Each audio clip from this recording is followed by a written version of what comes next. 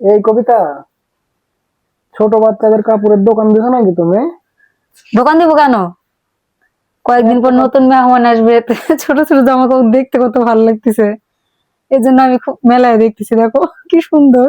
বাজার থেকে নিয়ে আসলে এইগুলাই? হ্যাঁ, কতগুলা দেখো। দেখি। পরলে ভালোই লাগবে। 7টা পায়জামা নিছি আর 3টা জামা নিছি, 2 জোড়া জুতাও নিছি দেখো। ওরে বাপরে, অনেক বড় বড় জুতা তো। দেখতে খুব সুন্দর লাগলো তো কিনলাম। হেবি ভালো লাগছে দেখে আমার। আরো আসলে সুন্দর নিতাম, তো। কিন্তু ও বড় হয়ে গেলে তার পড়তে পারবে না, এজন্য বেশি কিনলাম না।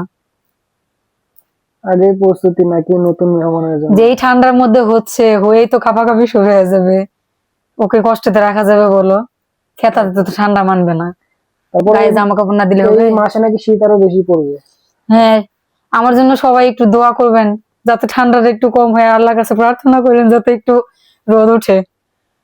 2 দিন ধরে তো রোদ্রের কোনো দেখা পাচ্ছি না।